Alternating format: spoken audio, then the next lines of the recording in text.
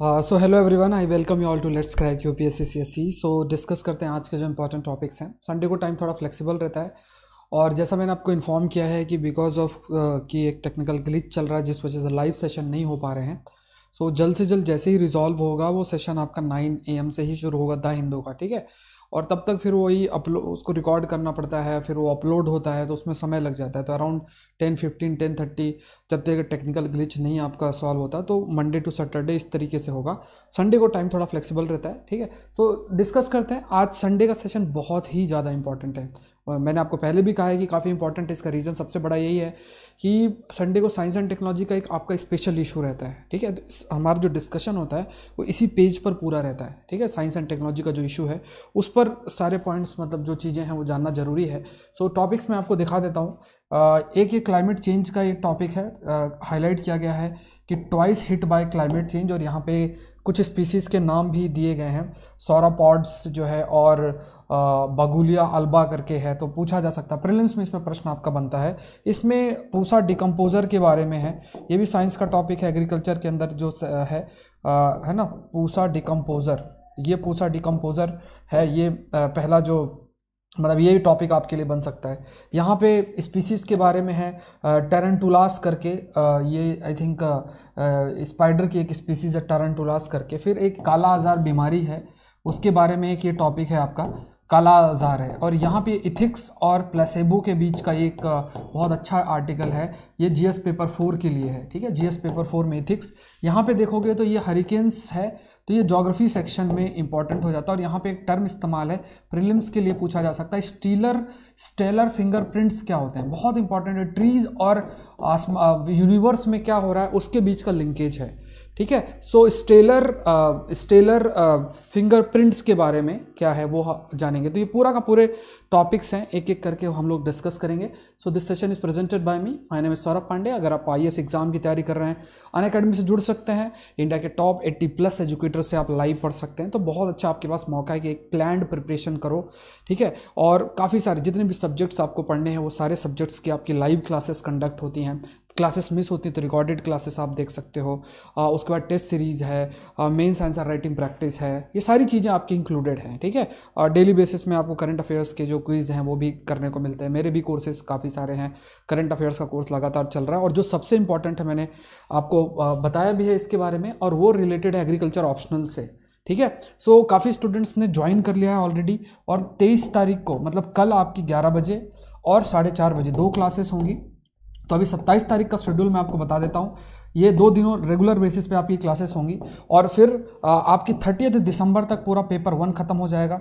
Batch दूसरा जो है शुरू होगा 5 दिसंबर से, ठीक है। वो हम पेपर 2 से शुरू करेंगे, ठीक है। तो मेनली अगर आप सही से चीज़ें करते जाते हो बढ़िया तरीके से, तो अराउंड जनवरी तक आपका, जनवरी 1st वीक 2nd वीक तक आपका पूरा का पूरा ऑप्शनल कंप्लीट हो जाएगा। एक बार ऑप्शनल कंप्लीट होगा आपको बहुत ज़्यादा बेनिफिट होगा, मतलब आप इमेजिन नहीं कर सकते हो कि कितना बड़ा बर्डन चला जाएगा। और ये बहुत हाई स्कोरिंग ऑप्शनल है, आप करके देखो, है ना, इसको करके देखो। 300 350 पेज के नोट्स बनेंगे आपके क्लास के अंदर, उसी को आपको रटना है। क्योंकि एग्रीकल्चर एक ऐसा ऑप्शनल है जिसमें चीज़ें बहुत रिपीट होती हैं। मतलब अगर आप 15 साल के क्वेश्चन भी करके चले जाओगे तो वो पूरा का पूरा 80-90% क्वेश्चन वैसे ही रिपीट हो जाते हैं। सो कुछ क्लासेस मैंने स्पेशल क्लास में की है, तो उसे आप जाके देख सकते हो। जीएस सीरीज़ की जो क्लासेस हैं वो ऑलरेडी मैंने कंडक्ट 7 क्लासेस कर दी हैं। 8वीं क्लास भी जल्द होगी, तो उसको भी मैं आपसे शेयर करूंगा, ठीक है। लिंक यहाँ पे मैं आपसे शेयर कर दूंगा। आप मेरी प्रोफाइल को फॉलो कर सकते हो जिससे आपको सारी जानकारी मिल जाएगी। तो इसको आप ज्वाइन कर सकते हैं, एग्रीकल्चर ऑप्शनल को, जल्द से जल्द। उसके लिए देखो, आपको जो सब्सक्रिप्शन लेना है वो, अगर आप सिर्फ ऑप्शनल का करना चाहते हो तो यूपीएससी ऑप्शनल का लेना, खाली जीएस का मत लेना, ठीक है। तो यहाँ पे अगर आप यूपीएससी जीएस और ऑप्शनल दोनों का लोगे तो जो करंट का है मेरा वो आप कर पाओगे, जो मेरे जितने कोर्सेस हैं प्लस 80+ एजुकेटर के कोर्सेस कर पाओगे। ऑप्शनल में जो है वो आपको मतलब ये एग्रीकल्चर ऑप्शनल आपका पूरा हो जाएगा, ठीक है। तो इसमें आप एटलीस्ट 6 मंथ का आपको लेना है, 6 मंथ या 1 ईयर, क्योंकि इसमें कई सारे अपडेटेड चीज़ें आएंगी, आंसर राइटिंग प्रैक्टिस, कुछ चीज़ें और भी आती रहेंगी। तो ये आपका पूरा प्रिपरेशन चलता जाएगा, ठीक है। आइकॉनिक सब्सक्रिप्शन आप ले सकते हो, इसमें आपको मेंटर असाइन रहेंगे। कोड यही इस्तेमाल करना है, SPLIV ये कोड इस्तेमाल करना है।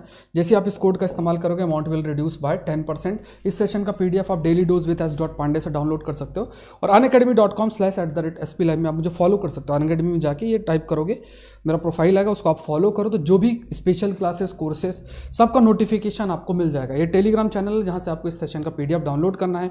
ये पूरा शेड्यूल है आपका, है ना। एक क्लास एग्रीकल्चर की हो गई है, इसकी आप रिकॉर्डेड देख पाओगे। 23 तारीख को मतलब कल से आपका दूसरी क्लास होगी, ठीक है। नहीं ज्वाइन किया है तो ज्वाइन कर लो, क्लास में ही नोट्स प्रिपेयर हो जाएंगे, और एक ऑप्शनल का बहुत बड़ा बर्डन आपके दिमाग से चला जाएगा, ठीक है। सो यहाँ पे जो कल मैंने क्वेश्चन दिया था, मैंने आंसर्स पढ़े हैं, और आंसर्स 2 वे में लिखे गए हैं। एक रोहन भेसे करके हैं और कृतिका गुप्ता है, तो वो आंसर ठीक है, लेकिन अभी भी स्कोप है इम्प्रूवमेंट का, जो मतलब जितने आंसर भी आप है तो आज के सेशन में मेंस का क्वेश्चन नहीं होता, मंडे टू सैटरडे के उसमें होता है, ठीक है। तो यहाँ पे दोनों के आंसर ठीक हैं, लेकिन एक चीज़ आपको समझनी है कि जब भी आप आंसर लिखो तो बहुत ज़्यादा, जब आप इनोवेटिव होते हो तो इनोवेटिव का मतलब ये नहीं है कि आप जो है फ्लो चार्ट से इंट्रोड्यूस कर रहे हो, फ्लो चार्ट से एंड कर रहे हो, ऐसा नहीं। ज़रूरत पड़ने पे आप आर्गुमेंट को रखने के लिए अपना फ्लो चार्ट बना दो, कोई मैप बना दो, और वहाँ पे फिर आपको हाईलाइट भी करना है, ठीक है। ये आपको ध्यान में रखना है। दूसरा जो पॉइंट है वो था कि आई थिंक जो क्वेश्चन आपसे मैंने पूछा था वो फ्रीडम से related, I think freedom of speech and expression और कंटेम्प्ट ऑफ कोर्ट से को लिंक करके, तो आप एग्जांपल प्रशांत भूषण केस और एक पर्सन थे, वो मतलब प्रशांत भूषण केस को ज़्यादा अच्छे से हाईलाइट करो, क्योंकि ऐसे को कोई ज़्यादा नहीं जानते लोग, तो प्रशांत भूषण केस को आप हाईलाइट कर सकते हो, ठीक है। तो वहाँ पे केस लेते हुए आप एक्सप्लेन कर सकते हो फ्रीडम ऑफ स्पीच और इसके बीच में। और जब मैंने आपसे डिस्कस भी किया था तो बहुत सारे आर्गूमेंट डिस्कस किया था, उनको लेकर मतलब आपका आंसर एक फ्लो में चलना चाहिए, ठीक है। ऐसा नहीं कि आप सिर्फ जो आपको पता है वही आप लिखते जा रहे हो तो उस पर आपको मार्क्स मिल जाएंगे, ऐसा नहीं होगा। चलो शुरू करते हैं। पहला टॉपिक है स्टेलर फिंगरप्रिंट्स।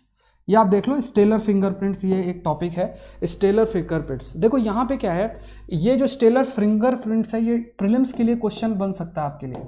इसको हम ट्री रिंग्स भी कहते हैं। ट्री में अगर आप पेड़ को काटोगे तो ऐसा रिंग टाइप बना होता है, उसको कहते हैं। तो ये क्या है कि आसपास जितना भी क्लाइमेट चेंज में परिवर्तन आता है, तो ये जो ट्री रिंग्स हैं या फिर स्टेलर फिंगरप्रिंट्स है, इनकी स्टडी करके आपको पता चल जाएगा कि आसपास के क्लाइमेट में या सराउंडिंग में कुछ बदलाव है, उसके बारे में जानकारी मिल जाएगी। अब क्या है, नई रिसर्च कहती है कि जो सुपरनोवा का मतलब क्या होता है, जो जब स्टार का फॉर्मेशन होता है तो उसमें जो एक्सप्लोजन होता है, ठीक है, आप मानो कि एकदम एक्सप्लोजन होता है, जो अर्थ के क्लोज जो ऐसा एक्सप्लोजन हुआ है अर्थ के क्लोज, तो उसकी वजह से क्लाइमेट में परिवर्तन आया है। क्लाइमेट अर्थ के क्लोज जो भी सुपरनोवा एक्टिविटीज हुई है तो उसकी वजह से अर्थ के क्लाइमेट में परिवर्तन आया है, ठीक है। और ये जो क्लाइमेट में परिवर्तन आया है ये ट्री रिंग के बेसिस पर पता चल रहा है, ट्री रिंग्स के बेसिस पर, इसकी स्टडी के बेसिस पर या फिर स्टेलर फिंगरप्रिंट के बेसिस पर ये जानकारी आपको मिल रही है। तो आपको बस ये लाइन आपको थोड़ा सा ध्यान में रखना है ना।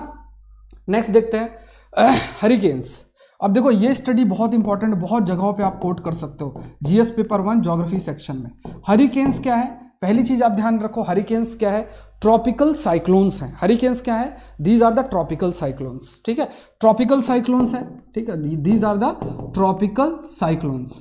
जो ये ट्रॉपिकल साइक्लोन्स हैं, ये ट्रॉपिकल साइक्लोन्स कई तरीके के मतलब आपको याद रखने हैं। जैसे फॉर एग्जांपल आप अगर आपको याद हो तो मैंने बहुत बार डिस्कस किया है, चाहे आप साइक्लोन इन जनरल ले लो जो इंडियन ओशन रीजन में होता है, ठीक है, आप टाइफून ले लो जो कि ईस्टर्न पैसिफिक ओशन रीजन में होता है, और आप हरिकेन्स ले लो, जो हरिकेन्स है वो मेनली अटलांटिक ओशन रीजन में, और ये जो टाइफून्स है वो आपका वेस्टर्न पैसिफिक ओशन में होता है, ठीक है, वेस्टर्न पैसिफिक ओशन में होता है। और ये हरिकेन्स जो है वो ईस्टर्न पैसिफिक ओशन और अटलांटिक ओशन रीजन में होता है। तो कहा क्या जा रहा है, हरिकेन्स जो है उसका स्ट्रेंथ अब बढ़ता जा रहा है, ठीक है। जब आप ट्रॉपिकल साइक्लोन के फॉर्मेशन को पढ़ोगे तो उसमें एक पॉइंट जो बहुत हाईलाइटेड है वो क्या है, वो ये बताया गया है कि जो ट्रॉपिकल साइक्लोन्स को बनने के लिए 26 से 27 डिग्री सेल्सियस का टेम्परेचर, और दूसरा होता है कॉन्टिन्यूअस सप्लाई ऑफ मॉइस्चर, ठीक है, कॉन्टिन्यूअस सप्लाई ऑफ मॉइस्चर की जरूरत होती है, ठीक है, कॉन्टिन्यूअस सप्लाई ऑफ मॉइस्चर।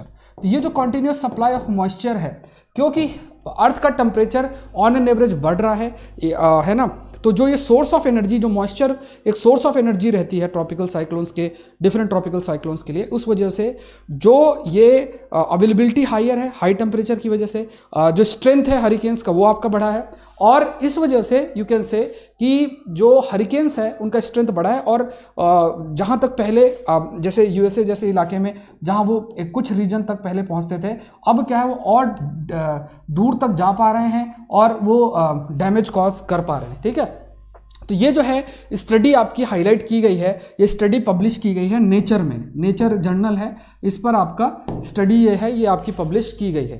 ठीक है, दूसरा क्या है, ठीक है, दूसरा पॉइंट आप देखो, दूसरा है इथिक्स और प्लेसेबो करके।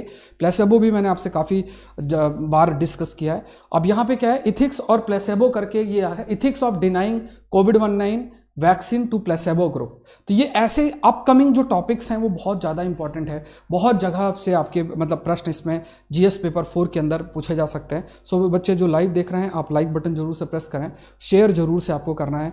कल का सेशन वैसे ही होगा, अगर टेक्निकल इश्यूज रिजॉल्व होती हैं यूट्यूब के पार्ट में तो वो 9 AM को आपका लाइव हो जाएगा, अदरवाइज 10-15 तक, क्योंकि उसको फिर प्रिपेयर करना और फिर उसको प्रॉपर प्रिपेयर करना, फिर उसको क्योंकि आप जब पेपर का एनालिसिस करते हो तो आपको एटलीस्ट स्टडी करनी पड़ता है पूरा पेपर को, उसके बाद ही फिर उसको अपलोड करना है ना, और फिर जो है आप उसको देख पाते हो। तो यहाँ पे क्या है, जस्ट ऐसे ही न्यूज़ रीड कर देना या ऐसे, that will not work.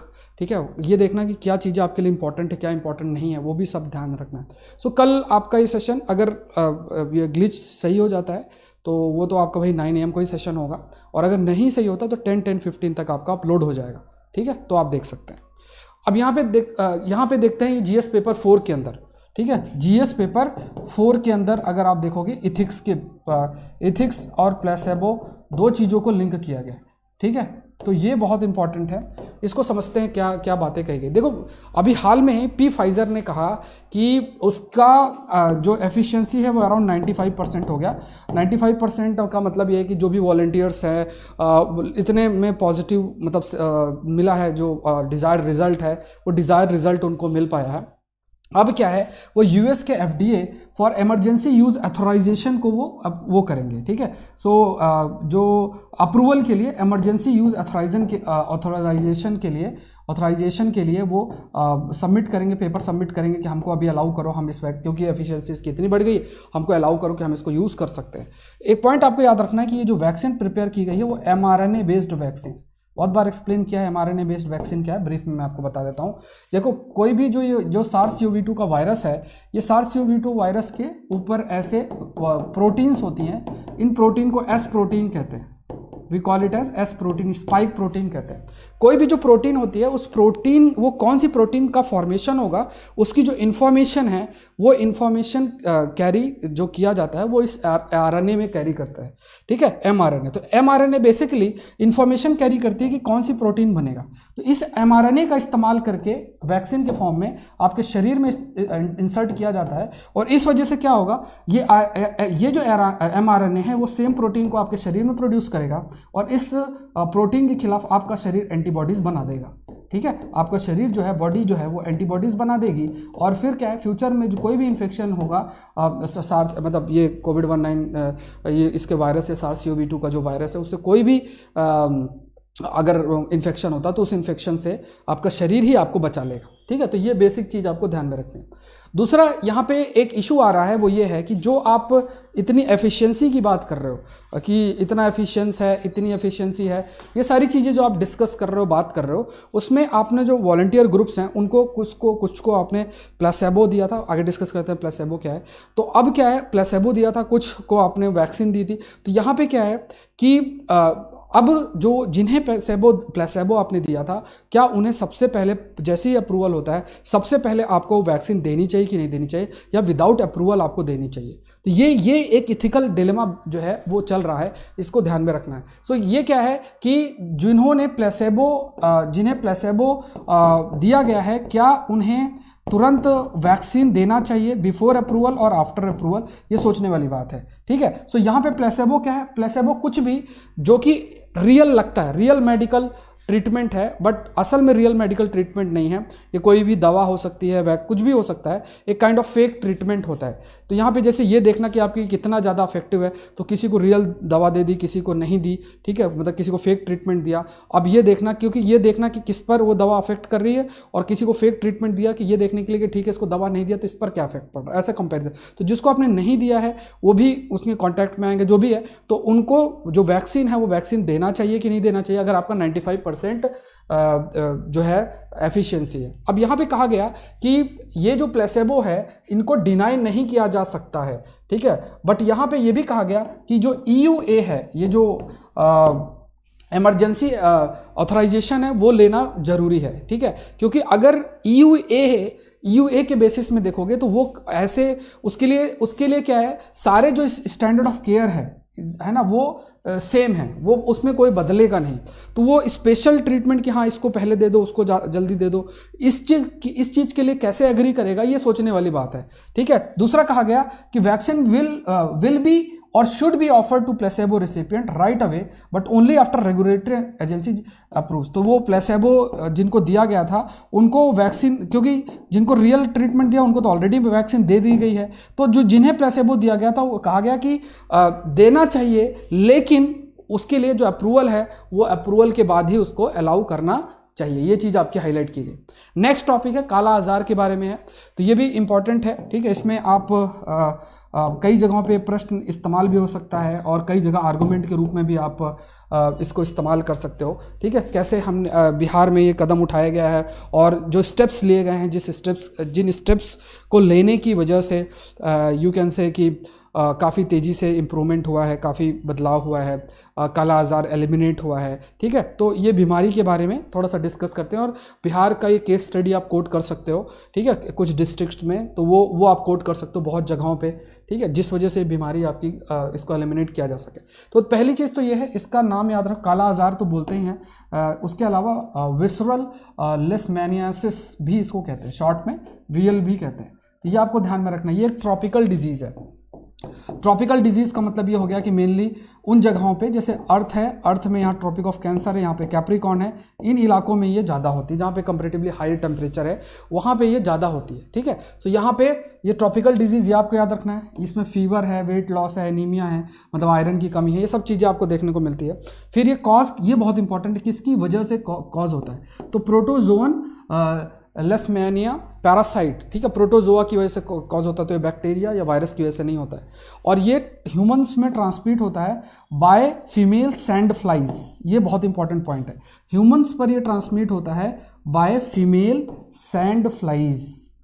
Female sand flies जो हैं, फीमेल सैंड फ्लाइज के माध्यम से ये ह्यूमंस में ट्रांसफ़र होता है। और ग्लोबली वर्ल्ड हेल्थ ऑर्गेनाइजेशन ने कहा है कि लगभग 7 to 10 लाख, बहुत बड़ा नंबर है, 7 to 10 लाख न्यू केसेस जो है ये हर साल ऑकर आपके करते हैं, ठीक है। 7 to 10 लाख जो केसेस हैं वो केसेस आपके न्यू केसेस ऑकर एनुअली, हर साल आपके ऑकर करते हैं। तो यहाँ पे कहा गया कि इंडिया जो है, इंडिया में 2/3 केसेस है, और इसमें भी इंडिया में वर्ल्ड के 2/3 केसेस है। और मेनली किन किन स्टेट्स में, बिहार है, झारखंड है, उत्तर प्रदेश और वेस्ट बंगाल है। बिहार का केस बताया गया है कि इसमें क्या है कि बिहार में काला आज़ार को रोकने के लिए कई प्रयास किए गए, और उसमें क्या है कि पहले मैपिंग की गई, ठीक है, कोशिश जहाँ पे केसेस जिन डिस्ट्रिक्ट में ज़्यादा हो रहे थे उसकी मैपिंग प्रॉपर की गई, और मैपिंग के बाद फिर केस को डिटेक्ट करना, जो ये सैंड फ्लाइज है उसको मारने के लिए केमिकल्स का इस्तेमाल करना, कम्युनिटी को अवेयर कराया गया, ठीक है, और हॉस्पिटल स्टाफ, मेडिकल डॉक्टर्स जो है उनको ट्रेन किया गया, ठीक है, ये सब कदम आपके उठाए गए। उसके बाद कोई भी पर्सन अगर उसे काला आज़ार की बीमारी है तो वहाँ पे क्या है कि आसपास के 500 मीटर पे पूरा केमिकल का स्प्रेड होता था, जिससे अब इस पे ये क्या है कि ये कॉन्टेजियस नहीं है, मतलब किसी एक पर्सन को उससे दूसरे पर्सन को ऐसे नहीं होगा, लेकिन ये पॉसिबिलिटी है कि जो सैंड फ्लाइज है, फीमेल सैंड फ्लाइज, वो प्रेजेंट हो और वो दूसरे को बाइट कर लें तो दूसरे ह्यूमन को हो जाए। तो ये आपको ध्यान में रखना है कि ये जो बीमारी है दूसरे एक पर्सन से दूसरे को ऐसे ट्रांसफर नहीं होगी, बट जो सैंड फ्लाइज हैं वो सैंड फ्लाइज दूसरे को ट्रांसफर कर सकती हैं। तो जो भी पर्सन अफेक्टेड है उस पर्सन के आसपास का जो इलाका है वहाँ पे सैंड फ्लाइज हो सकती हैं, तो उसको पूरा केमिकली क्लीन किया जाता था। तो ये एक कदम आपका उठाया गया था। उसके अलावा जो आशा वर्कर्स हैं, आशा वर्कर्स ने भी काफ़ी बड़ा रोल प्ले किया है, ठीक है, आशा वर्कर्स है, फील्ड वर्कर्स हैं, इन्हें भी ट्रेन किया गया था।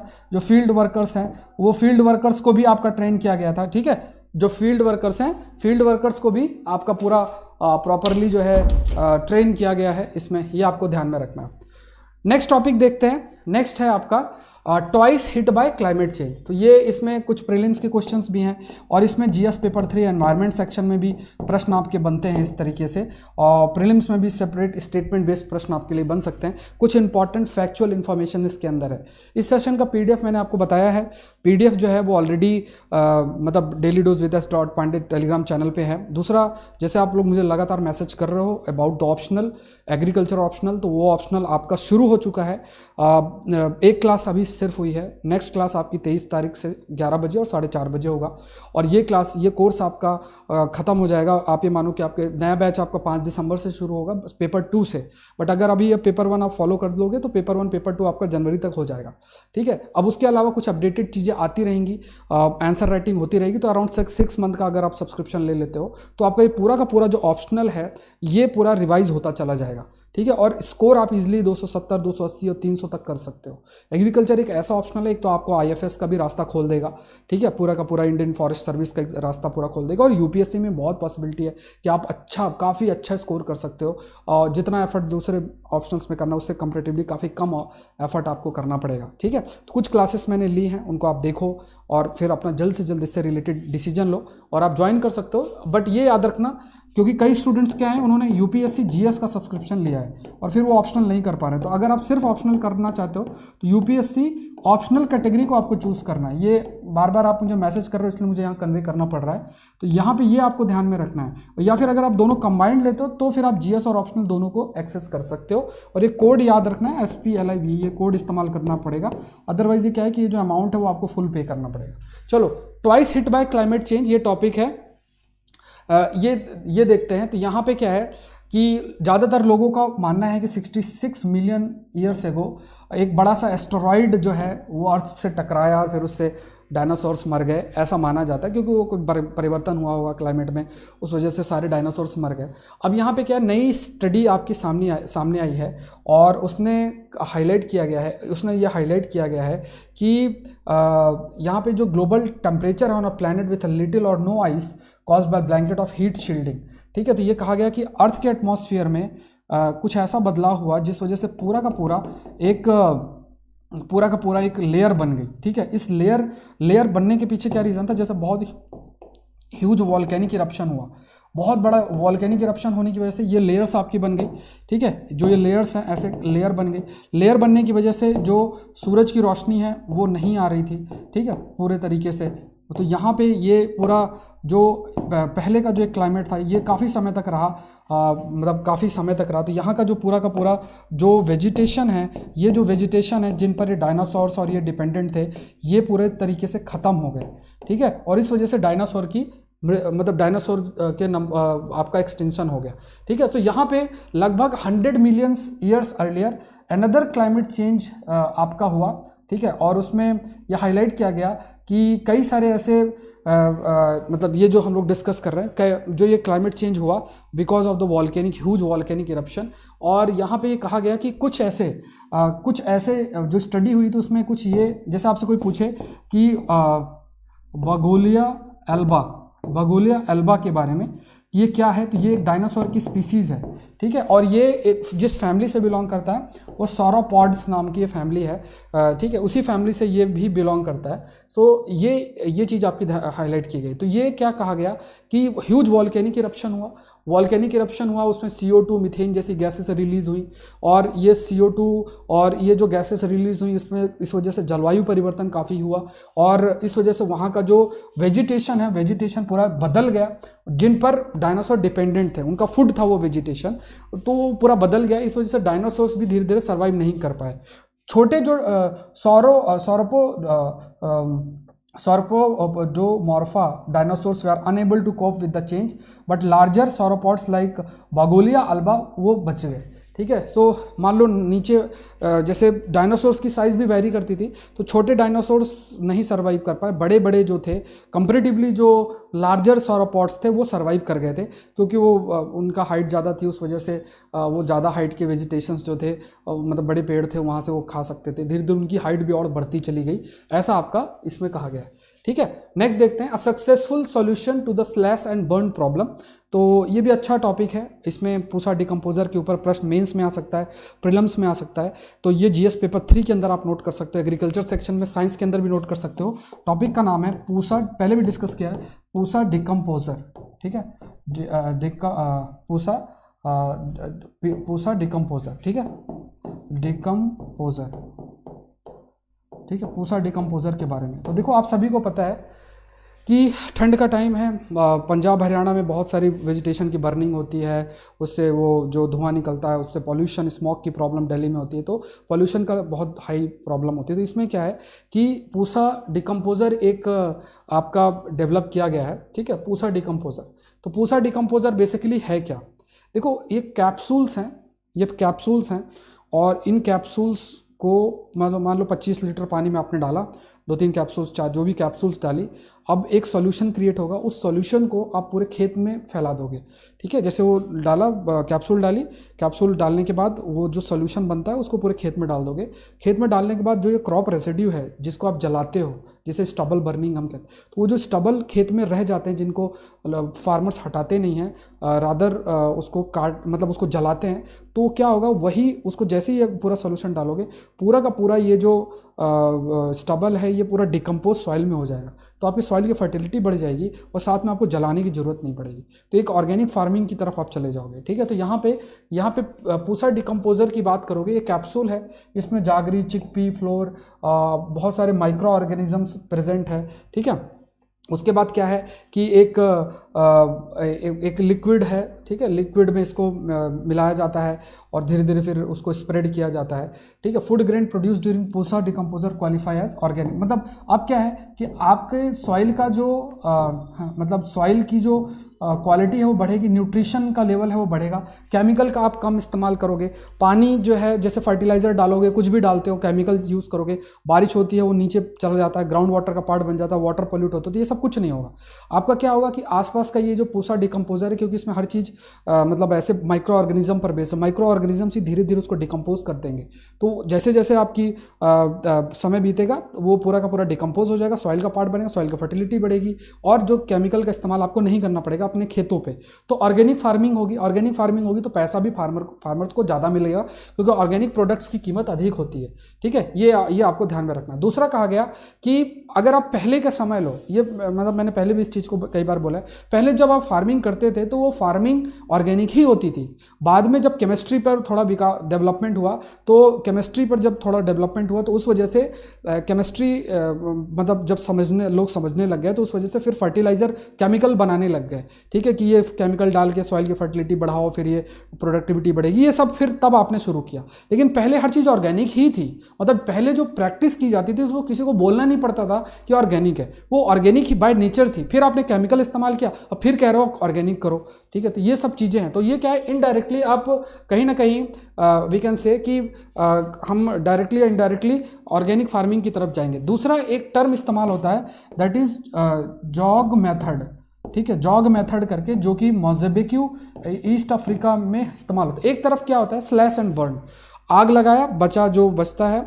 ठीक है, जैसे स्टबल बर्निंग है, उसको आग लगाया आपने, आग लगाने के बाद फिर वो बचता है। ठीक है, तो कई जगहों पे वो फर्टिलिटी बढ़ा सकता है, लेकिन इससे ये भी कि ज़्यादा बर्निंग की वजह से सॉइल के माइक्रो ऑर्गेनिज्म गर्मी की वजह से मर सकते हैं, तो ये एक ड्रॉबैक है। बट यहाँ पे अगर आप देखोगे जॉग मेथड, जो कि मोज़ेम्बिक और दूसरे अफ्रीकन देशों में इस्तेमाल होता है, तो उसमें क्या होता है, पूरे उसमें वो जो भी स्टबल बर्निंग होती है, उस मतलब जो भी खेतों में बचा हुआ क्रॉप और ये सब होता है, तो वहाँ पे वो टोमेटो, पीनट, बहुत सारी ऐसी चीज़ें डालते हैं और वो सड़ता है ना, वो डिकम्पोज होता है और धीरे धीरे उसको डिकम्पोज होने देते हैं और फिर उसमें वो चूहे छोड़ देते हैं। फिर अगर चूहे की मात्रा ज़्यादा हो तो बिल्लियाँ छोड़ देंगे। इस टाइप का मेथड वो अपनाते थे। कुल मिला के उनका पर्पज़ ये था कि जो भी मटेरियल प्रेजेंट है वो डिकम्पोज हो जाए, वो सॉइल से मिल जाए। ठीक है, वो बर्निंग नहीं करते थे।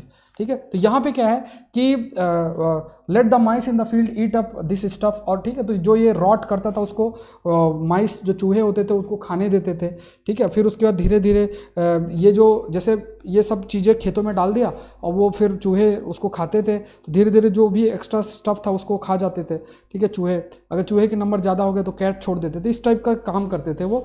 और ये एक तरीका था ऑर्गेनिक फार्मिंग का। जॉग मेथड आपको याद रखना है क्या है, ठीक है। नेक्स्ट देखते हैं टैरेंटुलस। यहाँ पे ये है कि जो टैरेंटुलस नाम की ये जो एक मकड़ी है उसको ब्लू और ग्रीन कलर के, देखो आईएफएस का पेपर साथ में होता है और अजीब अजीब से कोई भी, जैसे मैंने आपको कई तरीके के मतलब जो है वो आपसे डिस्कस भी किए हुए हैं, तो अगर आप ध्यान दो है ना, कई चीज़ें हम लोगों ने डिस्कस भी किया हुआ है।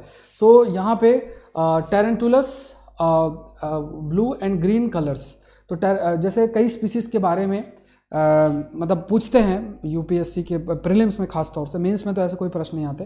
तो टैरेंटुलस आपको याद रखना ये एक तरीके का ये मकड़ी है, ठीक है। तो इसमें ब्लू और ग्रीन कलर क्यों होता है, इस पर एक थोड़ा सा आया है। तो यहाँ पे कहा गया एक तो नॉक्टोरल है, रात को निकलती है, और क्यों इसके ब्लू और ग्रीन कलर है। तो टैरेंटुलस जो है वो एक कलर ब्लाइंड भी है, ये भी आपको एक स्टेटमेंट याद रखना, ये कलर ब्लाइंड है, ठीक है। उसके अलावा ये अभी रिसर्च हुई है येल एनएस कॉलेज और कैर्नेगिया मेलॉन यूनिवर्सिटी के अंदर।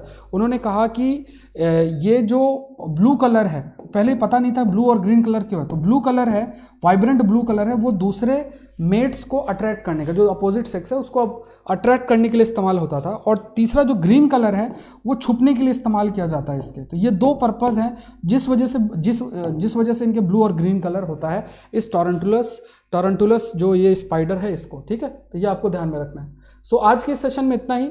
आई रिक्वेस्ट यू ऑल कि अगर आप लाइव देख रहे हैं तो इसको लाइक जरूर करें, शेयर जरूर करें। एग्रीकल्चर ऑप्शनल ऑलरेडी शुरू हो चुका है, मैंने आपको पहले भी कहा है, और एक ही क्लास हुई है, 23 तारीख को दूसरी क्लास होगी। आपका कोई भी बैकग्राउंड हो आप जरूर से करो, है ना। आपका ये जो ऑप्शनल है पूरे अच्छे तरीके से हो जाएगा, है ना। I will cover each and everything. आपके नोट्स प्रिपेयर होंगे 300 साढ़े 300 पेज के, उसको आपको रटना है। यूपीएससी के क्वेश्चंस भी आई विल है ना टेक, ठीक है। यूपीएससी के वो और आंसर राइटिंग प्रैक्टिस है, सब चीज़ें आपकी होंगी। 6 मंथ का एटलीस्ट आप सब्सक्रिप्शन लो, 6 मंथ या 1 ईयर का, ठीक है। क्योंकि 1 मंथ और इसमें नहीं हो पाएगा इतना जल्दी, और उसमें फिर आंसर राइटिंग और ये सब होगा, तो पूरा आप करते जाओगे तो आपका एक बर्डन माइंड से चला जाएगा, ठीक है। तो अगर आप मेंस अगले साल दे रहे हो तो वो पूरा ड्यूरेशन आप जुड़े रहो, जिससे फ़ायदा ये होगा कि कोई भी जो चीज़ें डेवलपमेंट होती है वो हम करते चले जाएंगे और एक मोमेंटम आपका बना रहेगा। तो ये ऑप्शनल आपके लिए बहुत हेल्पफुल रहेगा। एग्रीकल्चर आईएफएस का रास्ता भी आपके लिए खुल जाएगा। सब्सक्रिप्शन आपको यूपीएससी ऑप्शनल का लेना है अनअकैडमी में जाके, ठीक है। और ये कोड याद यूज़ करना है जो है SPLIVE, ठीक है। ये जो कोड है ये कोड आपको इस्तेमाल करना है, दैट इज SPLIVE। कोड का इस्तेमाल करोगे अमाउंट विल रिड्यूस बाय 10%। तो अगर अभी अब तक आपने नहीं किया तो उसको जरूर से करो, और ये ऑप्शनल कंप्लीट कर लो। कोशिश करो कि जनवरी तक पूरा कंप्लीट हो जाए, तो बहुत बड़ा बर्डन चला जाएगा, ठीक है। सो आज के लिए इतना ही। कल का जो सेशन है वो अगर लाइव होता है तो वो हो जाएगा, क्योंकि टेक्निकल ग्लिच आपका चल रहा है। अगर लाइव नहीं होता तो I will record the session and upload it by 10-15, ठीक है। सो आज के लिए इतना ही। Thank you everyone, thank you.